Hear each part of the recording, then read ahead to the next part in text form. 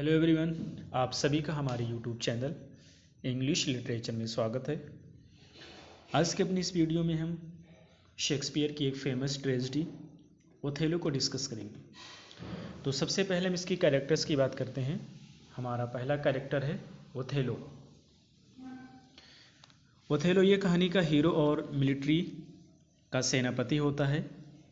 यह एक हबशी होता है, यानी कि बहुत ही बदसूरत इंसान होता है, और इसे डेस्डेमोना नाम की एक लड़की से प्यार हो जाता है जो एक सांसद की बेटी होती है, और आगे चलकर शादी भी कर लेता है।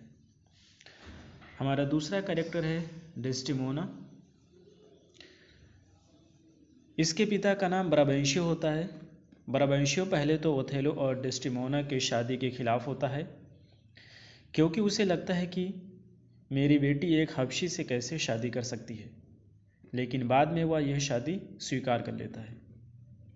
हमारा अगला कैरेक्टर है इयागो। अब हम इस कहानी के खलनायक की बात करते हैं। इयागो ओथेलो की मिलिट्री में सैनिक है। ओथेलो को इयागो पर काफ़ी भरोसा होता है, लेकिन बाद में इयागो ओथेलो को धोखा दे देता है। हमारा अगला कैरेक्टर है माइकल कैसियो। यह भी ओथेलो की मिलिट्री में सैनिक होता है। कैसियो एक ईमानदार और अच्छा इंसान होता है। ओथेलो को कैसियो काफ़ी पसंद होता है। और हमारा अगला कैरेक्टर है एमिलिया। एमिलिया विलेन इयागो की वाइफ होती है, और बाद में जाकर यह डेस्डेमोना की नौकरानी भी बनती है। अगला कैरेक्टर है रोड्रिगो। रोड्रिगो की डेस्डेमोना का शूटर होता है, यानी कि ये भी उससे प्यार करता है। और नेक्स्ट कैरेक्टर है ब्राबेंशियो। ब्राबेंशियो डेस्डेमोना का फादर होता है और एक सांसद होता है, यानी कि सीनेट होता है। नेक्स्ट कैरेक्टर है ड्यूक ऑफ वेनिस। ये बेसिकली वेनिस का ड्यूक होता है, यानी कि ऑफिशियल अथॉरिटी होता है। और हमारा अगला कैरेक्टर है मोंटेनो। मोंटेनो ये साइप्रस का गवर्नर होता है। तो ये रहे हमारे कुछ मुख्य कैरेक्टर्स। इसमें और भी कैरेक्टर्स हैं, लेकिन कहानी इन्हीं कैरेक्टर्स के इर्द गिर्द घूमती है। तो चलिए हम शुरू करते हैं अपनी आज की कहानी को।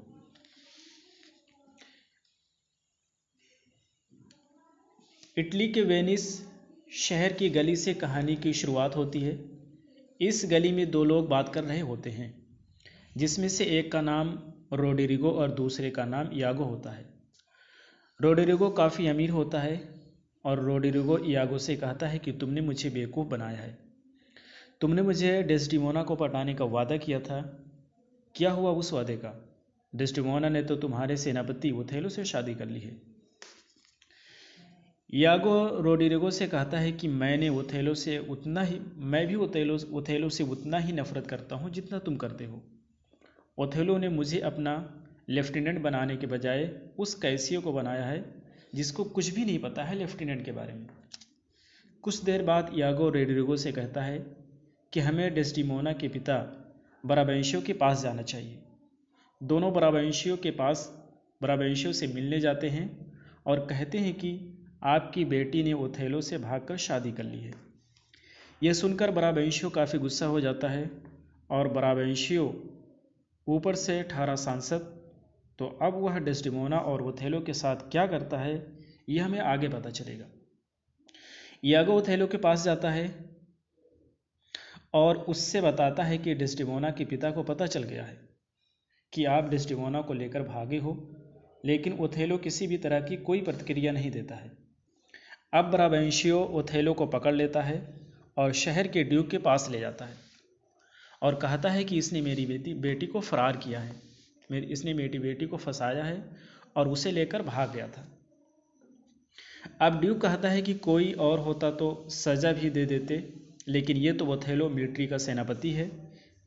हमें इसे एक मौका देना चाहिए अपना पक्ष रखने के लिए। ओथेलो ड्यूक से कहता है कि मैंने डेस्डेमोना को फंसाया नहीं है, हम दोनों एक दूसरे से प्यार करते हैं। अगर आपका मुझ पर भरोसा ना हो तो आप डेस्डेमोना को बुलाकर पूछ सकते हैं। डेस्टिमोना को बुलाया जाता है और डेस्टिमोना ओथेलो का पक्ष लेती है। अब ड्यूक कहता है कि तुर्कों का आक्रमण होने वाला है, आपके लिए ओथेलो का होना इसके लिए ओथेलो का होना बहुत ज़रूरी है। डेस्टिमोना भी ओथेलो का समर्थन करती है, तो ड्यूक ओथेलो के पक्ष में फैसला सुना देता है। ओथेलो और डेस्टिमोना की शादी को कानूनी सही बताता है और डेस्टिमोना के पिता को ये शादी स्वीकार करना पड़ता है। अब ड्यूक ओथेलो को कहता है, विनिशियस बेड़ो को संभालने के लिए तुम्हें साइप्रस जाना होगा। साइप्रस को तुर्कों की आक्रमण से बचाना है, और क्योंकि तुम्हारी नई नई शादी हुई है तो तुम डेस्टिमोना को भी अपने साथ ले जाओ। अब ओथेलो डेस्टिमोना को लेकर साइप्रस के लिए रवाना हो जाता है। यागो और रोड्रिगो भी साथ साथ चल देते हैं। अब ये लोग समुद्र के रास्ते से साइप्रस जा रहे होते हैं, और जब ये लोग साइप्रस पहुंचते हैं तो उसी वक्त साइप्रस का राज्यपाल मोंटेनो खबर देता है कि अब हमें चिंता करने की कोई ज़रूरत नहीं है, क्योंकि तूफान इतना ज़बरदस्त था कि तुर्कों का बेड़ा डूब गया है। अब कैसियो का प्रवेश होता है। कैसियो ओथेलो की सेना में एक सैनिक होता है, और कुछ ही वक्त पहले ओथेलो ने कैसियो को लेफ्टिनेंट बनाया है। कैसियो डेस्टिमोना का एक अच्छा दोस्त भी होता है। जब ओथेलो और उसकी सेना को पता चलता है कि तुर्क समुद्र में डूब गए हैं तो सारे लोग जश्न मना रहे होते हैं। ओथेलो कैसियो से कहता है कि मैं डेस्टिमोना के साथ सोने जा रहा हूँ और तुम यहाँ के लोगों को संभाल लेना, ज़्यादा जश्न में होश ना खो दें।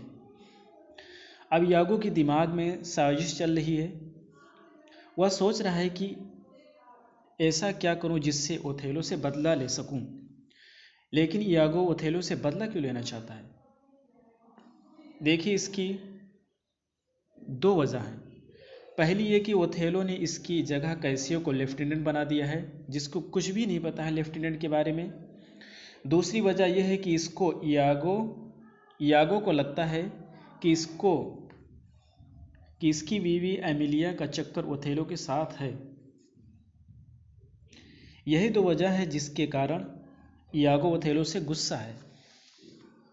अब जब ओथेलो अपनी बीवी डेस्टिमोना के साथ सोने चला जाता है तो यागो कैसियो को खूब सारी शराब पिला देता है और कैसियो को मोंटेनो से लड़ा देता है। ओथेलो को जब झगड़े की आवाज़ सुनाई देती है, वह कमरे से बाहर आता है और देखता है कि कैसियो ने शराब पीकर धमाल मचा रखी है। तो वह कैसियो को डांटता है कि मैंने तुम्हें जिम्मेदारी दी थी कि यहाँ पर सब देखभाल करना, पर तुम खुद ही झगड़ा कर रहे हो। अब ओथेलो गुस्से में आकर कैसियो को लेफ्टिनेंट की पद से हटा देता है। यागो जो चाहता था वो तो हो गया, लेकिन अब भी उसके दिमाग में साजिश चल रही है। अब यागो डेस्टिमोना के पास जाता है और कहता है कि ओथेलो ने कैसियो से लेफ्टिनेंट का पद छीन लिया है। डेस्टिमोना कहती है, मुझे भी इस खबर के बारे में आइडिया है। यागो आगे कहता है कि हम सबको पता है कि कैसियो कितना अच्छा और दिल का सच्चा इंसान है।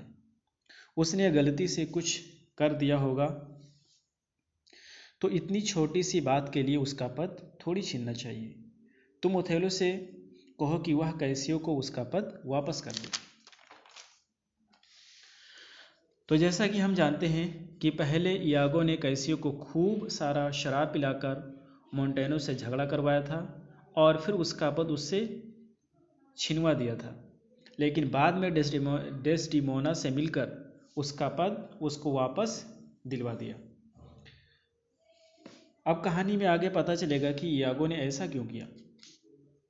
अब यागो कैसियो के खिलाफ ओथेलो का कान भरता है। यागो कहता है कि कैसियो और उसके बीवी के बीच कुछ ज़्यादा ही गहरी दोस्ती है, हमें कैसियो पर नज़र रखना चाहिए। ओथेलो यागो से कहता है कि कैसियो दिल का अच्छा इंसान है, जैसा तुम सोच रहे हो वैसा कुछ भी नहीं है। अब यागो बहुत ही गहरी साजिश रचता है। यागो की बीवी इमिलिया जो डेस्टिमोना की नौकरानी है, यागो अपनी बीवी से कहता है कि तुम डेस्टिमोना का रुमाल मुझको ला कर दो। यह वह रुमाल है जिसको ओथेलो ने डेस्टिमोना को प्यार की निशानी के तौर पर दिया था। एमिलिया वह रुमाल लाकर यागो को दे देती है। अब यागो उस रुमाल को कैसियो के कमरे में रख देता है और वह ओथेलो के कान भरने लगता है। यागो ओथेलो से कहता है कि कैसियो नींद में डेस्टिमोना का नाम ले रहा था और जो रुमाल आपने डेस्टिमोना को दिया था उसको मैंने कैसियो के कमरे में देखा है। अब ओथेलो डेस्टिमोना के पास जाता है और उसे अपनी रुमाल मांगता है। बहुत ढूंढने के बाद जब वह रुमाल डेस्टिमोना को नहीं मिलता है तो अब ओथेलो को यह यकीन हो जाता है कि यागो जो कुछ कह रहा था वो सारा सच है।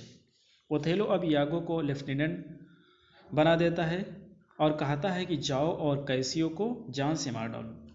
यागो की हर साजिश कामयाब हो रही होती है, लेकिन वह अब भी ओथेलो के कान भरे जा रहा होता है। वह ओथेलो से कहता है कि मैं तो कैसियो को संभाल लूँगा, लेकिन डेस्टिमोना का क्या होगा? उसने तो आपको धोखा दिया है।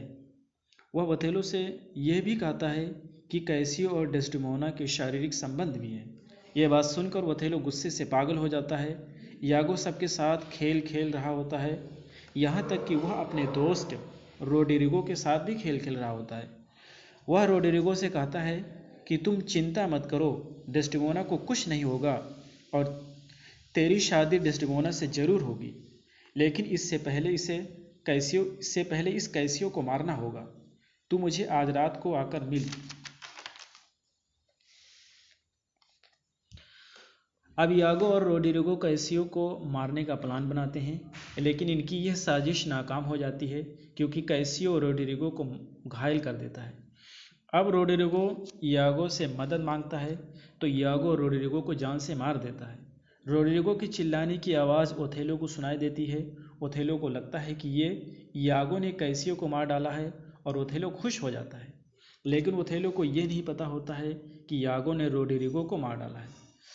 ओथेलो को लगता है कि कैसियो तो मर गया, अब मेरी बीवी यानी डेस्टिमोना की बारी है।